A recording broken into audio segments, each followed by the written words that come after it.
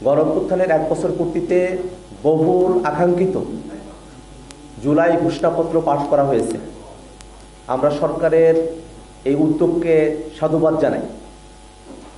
একই সাথে জুলাই ঘোষণাপত্র তার ভিতরগত বিষয়গুলো নিয়ে আমরা দীর্ঘ সময় পর্যালোচনা করেছি এবং কিছু বিষয় তা যদি জুলাই ঘোষণাপত্রের মধ্যে উল্লেখ থাকতো তাহলে এই ঘোষণাপত্র আরও পরিপূর্ণ হতে বলে আমাদের মনে হয়। সেই বিষয়গুলোই আমরা আপনাদের কাছে এখন উপস্থাপন করব। আমরা গত বছর বৈষম্যবিরোধী ছাত্র আন্দোলনের উদ্যোগে জাতীয় শহীদ মিনারে একত্রিত হয়েছিলাম এবং সেখানে জুলাই ঘোষণাপত্রের বিষয়ে ছাত্র জনতার পক্ষ থেকে দাবি জানানো হয়েছিল। সরকার সময় চেয়েছিলেন, একটা দীর্ঘ সময় অতিবাহিত হওয়ার পরেও দীর্ঘদিন আমাদেরকে অপেক্ষা করতে হয়েছে। সে অপেক্ষার অবশেষে অবসান ঘটেছে গতকাল। আমরা জুলাইয়ের যে ঘোষণাপত্র পেয়েছি তাতে জুলাইয়ের সকল শহীদদের জাতীয় বীর হিসেবে স্বীকৃতি প্রদান করা হয়েছে। জুলাইয়ের সকল আন্দোলনকারী, শহীদ পরিবার, আহত সকলকে আইনি সুরক্ষা দেওয়ার কথা প্রতিশ্রুতি ব্যক্ত করা হয়েছে। এই ঘোষণাপত্রের মধ্য দিয়ে রাজনৈতিক দলগুলোর তরফে আবারও প্রতিশ্রুতি ব্যক্ত করা হয়েছে যে বাংলাদেশ একটি বৈষম্যহীন, দুর্নীতিমুক্ত, ফেসিবাদ মুক্ত একটি রাষ্ট্র কাঠামো আমরা পাব। এবং একই সাথে এই ঘোষণাপত্রের আরও পরিপূর্ণতার জন্য আমরা দীর্ঘ সময় ধরে সরকারের কাছে যে দাবিগুলো জানিয়ে এসেছিলাম তার কিছু বিষয় এখানে অনুপস্থিত থেকে গেছে। আমরা যদি একেবারে শুরুর সময় থেকে খেয়াল করি,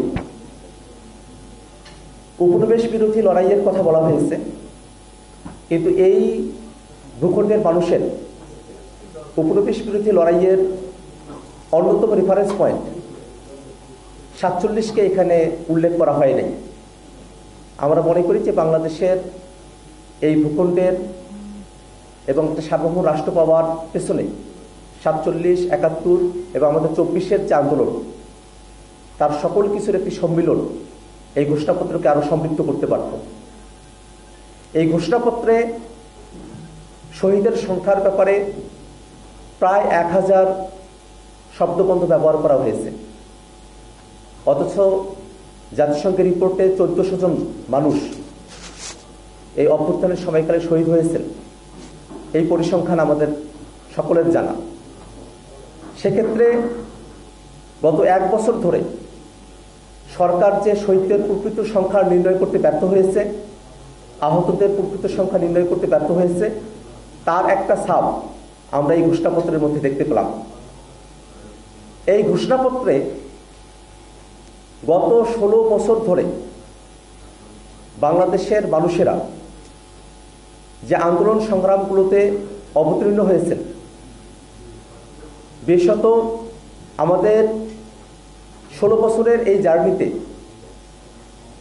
রাষ্ট্রীয় গুরুত্বপূর্ণ যে বিষয়গুলো জাতির কাছে আমাদের কাছে মনে হয়েছে তার অনেকগুলো বিষয় এখানে অনুপস্থিত থেকে গেছে। পিলখানা হত্যাকাণ্ড, শাপলা গণহত্যা, জুডিশিয়াল কিলিং, ভ্যাট বিরোধী আন্দোলন, 2018 সালের কোটা সংস্কার আন্দোলন এবং নিরাপদ সড়ক আন্দোলন, আবরার ফাহাদের হত্যার বিরুদ্ধে আগ্রাসন বিরোধী আন্দোলন, মোদী বিরোধী আন্দোলনের কথা এই ঘোষণাপত্রে উল্লেখ থাকলে ঘোষণাপত্র পরিপূর্ণ হতে পারত। আমরা মনে করি যে গত 16 বছর ধরে বাংলাদেশের মানুষেরা আরো অসংখ্য আন্দোলন সংগ্রাম করেছেন, কিন্তু ইতিহাসের এই পরতে যে ঘটনাগুলো আমাদের জাতীয় জীবনে দীর্ঘমেয়াদী ছাপ রেখে গেছে সেই ঘটনাগুলোর উল্লেখ করা আমাদের জাতির জন্য গর্বের বিষয় হতে পারত।